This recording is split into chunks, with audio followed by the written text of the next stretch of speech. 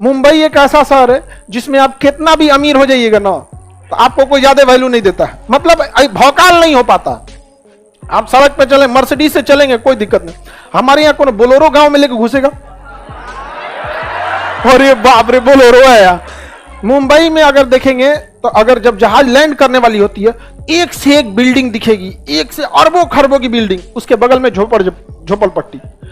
ये मुंबई में ऐसा है कि जहां बड़ी बस्ती मिलेगी वहां झोपड़पट्टी भी मिलेगी।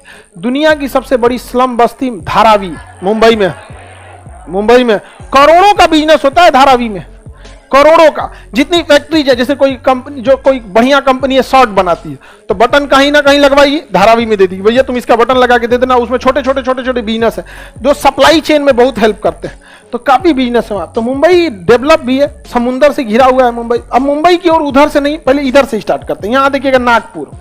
मुंबई में समस्या ये है, मुंबई में ट्रैफिक बड़ी खराब है, सबसे भयानक। बेंगलोर और मुंबई का जाम रुला देता है मुंबई को।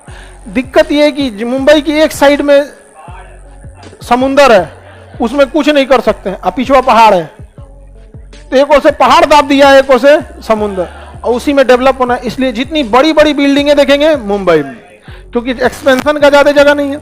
और दिल्ली में गवर्नमेंट कहती है कि ज्यादा ऊंचा नहीं ले जाने देंगे तुमको, क्योंकि ज्यादा ऊंचा ले जाओगे तो एक ही जगह लोग सिमट जाएंगे। चौड़ा होने दो ताकि हरियाणा, राजस्थान, मध्य प्रदेश के अगल बगल का भी एरिया आए। यहाँ पर ट्विन टावर जो गिराया गया था ना, वो लंबाई की वजह से नहीं गिराया गया था, उसमें नॉर्म्स पूरे नहीं हुए थे, उसमें नॉर्म्स नहीं पूरे हुए। एक बार हम पॉलिटी का क्लास पढ़ा रहे थे तो उसमें हम लड़कों को समझाए थे, उस समय ये बिल्डिंग गिरने वाली नहीं थी, उसकी एक साल बाद बिल्डिंग गिरा दिया।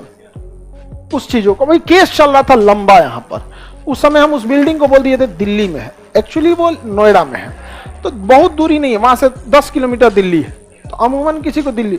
तो अभी क्या है कि वो बिल्डिंग गिर गया तो लोगों को हाईलाइट हो गया, अरे भैया गिर गया वहां पे। अब जिस दिन गिरा था हम वहीं पे थे, नहीं हम तो दिल्ली में क्लास, जब गिरा तो देखे कि भैया हमारा जो ऑफिस है ना दिल्ली, जो आप लोग का जहाँ में ऑफिस वगैरह वहां से पास में ही है, वहां पर तो बड़ा हल्का मजा, इतना भयानक गिराया गया था उस बिल्डिंग को। तो जो बिल्डिंग गिराया गया ना, तो वो बिल्डिंग नॉर्म्स पूरा नहीं किया था, रूल रेगुलेशन, इसलिए गिराया गया। नहीं तो हाइट से कोई दिक्कत नहीं, एक से एक बिल्डिंग है दिल्ली में, नहीं तो नोएडा, गुड़गांव में। आगे बढ़ जाए।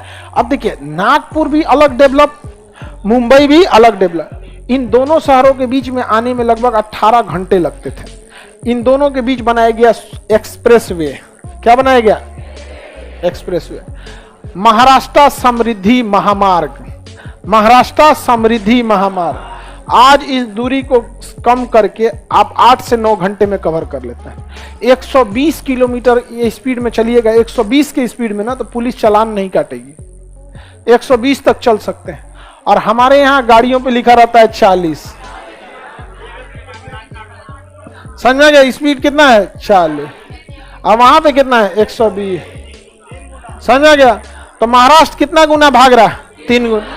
हो गया काम खत्म। हम कहीं भी जा रहे हैं लोग, हम लोग तो, हमारे यहाँ बहुत सारी समस्याएं हैं।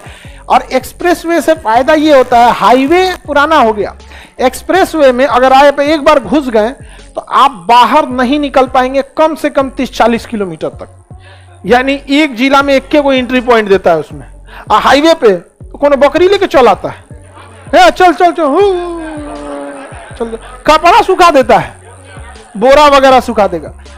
अब उसमें कैसे आप जा पाइएगा 120 की स्पीड में? पता चला कपड़ा सुखाने वाले को आप तो हिला दिए वो पार।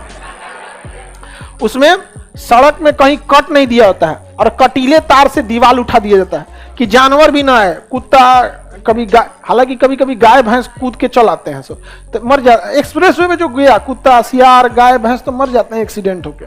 तो एक्सप्रेसवे बहुत जरूरी है। उत्तर प्रदेश में सबसे ज्यादा एक्सप्रेसवे, उत्तर प्रदेश से सबसे ज्यादा एक्सप्रेस है, पूरा इधर से उधर जाए। बिहार में अभी एक्सप्रेसवे नहीं है। एक्सप्रेसवे में होता है कि आप जिस लेन में घुस गए अब निकल नहीं सकते।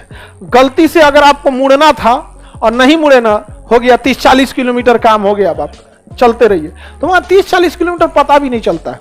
30-40 किलोमीटर 15-20 मिनट में निकल जाता है धड़ाम से। लेकिन 30-40 किलोमीटर तो आगे ले जाएगा, फिर यू टर्न मार के 30-40 किलोमीटर आइएगा। बहुत लंबा भयानक मारता है एक्सप्रेसवे पर। तो एक्सप्रेसवे बहुत जरूरी है, बिहार में भी एक्सप्रेसवे होना चाहिए।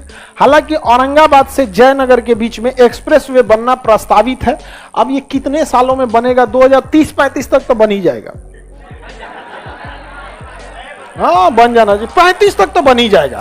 आगे बढ़े।